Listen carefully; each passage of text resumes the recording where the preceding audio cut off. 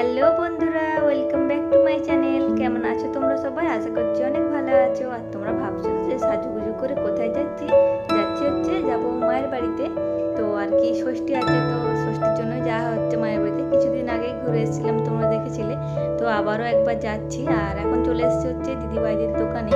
তো ওখান থেকে একটা শাড়ি আর কি নেব। তো চলো কি শাড়ি নিচ্ছি তোমাদের একবার দেখাই। তো এখানে এই শাড়িগুলো ছিল, ওইগুলো হচ্ছে হ্যান্ডলুম শাড়ি ছিল, আর এগুলো ছিল কটন শাড়ি, মানে তাঁত শাড়ি যেগুলো বলা হয় আর কি। তো এর মধ্যে থেকে একটা নিতে পারছিলাম। তো চলো ওখান থেকে একটা শাড়ি বেছে নিয়ে আমি চলে এসেছিলাম মায়ের বাড়িতে। আর এটা হচ্ছে পরদিন সকালের ভিডিও বন্ধুরা। তো চলো, আগের দিন রাত্রিরে আমি আর ভিডিও বানাতে পারিনি, অনেকটাই রাত্রি হয়ে গেছিলো। তো পরদিন সকালে এই যে একটু রেডি সেডি হয়ে নিয়েছি। আর যা প্রচণ্ড গরম পড়েছিল, তো একটু ছবি তুলতে এসেছিলাম আর কি এদিকটাতে। তো চলো ওখান থেকে এসে কিন্তু আমি যে লুচি ভাজতে শুরু করে দিয়েছি, কারণ সবাই ছিল টিফিন করবে। তো তার জন্য আর কি লুচি তরকারি আর কি প্রথমে হয়ে যাচ্ছিলো। তারপর আমার দুপুরে রান্না বান্না আছে হবে। তো ওখানে টিফিনটা বানিয়ে দিই না, আমি আবারও একবার চলে এসেছিলাম এই দিকটাতে। তো ছবি তোলার জন্য ছবি তুলে আর মনে হচ্ছে না, যতই তুলি ততই যেন কম।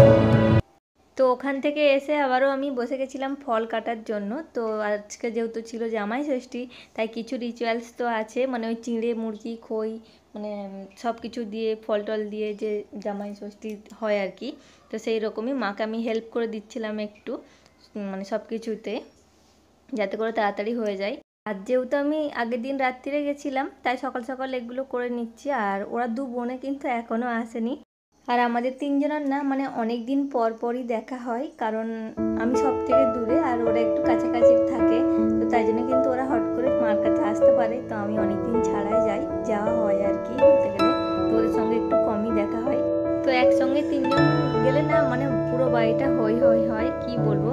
আর তারপরে কিন্তু চলে আসলে মার মনটা একটু খারাপই হয়ে যায়, আবার একা হয়ে যায় মা। আর আমার ভিডিও তোমাদের কেমন লাগে অবশ্যই কিন্তু কমেন্ট করে জানিও বন্ধুরা। কমেন্ট করে জানাতে কিন্তু একদম ভুলো না।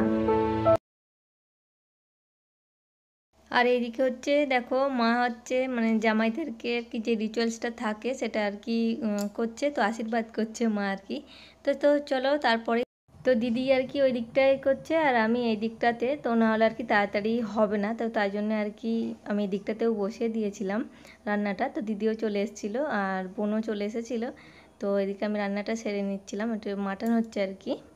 আর এদিকে হচ্ছে আমি বানাচ্ছি আর কি জামাইদের জন্য স্পেশাল হচ্ছে মাটন হচ্ছে আর কি। তো সেটাই আমি এদিকে বানাচ্ছিলাম, আর ও দিদি ওইদিকে রান্নাটা করছিল।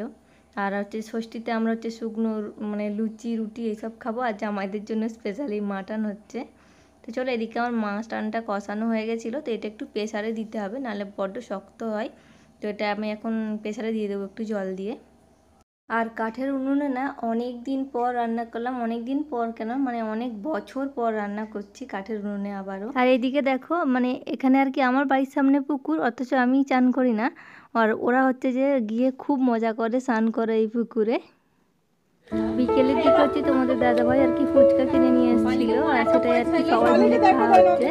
পাতা আর কি সব কিছু বাড়িতে নিয়ে আসা হয়েছিল। তো তারপর ফুচকা খাওয়ার পর আর কি ওই সন্ধ্যার মুখ করে আর কি আমরা বেরিয়ে পড়েছিলাম বাড়ি যাওয়ার জন্য। তো থাকবো না আজকে, চলো রেডি হয়ে। তো তারপরে আবারও একটু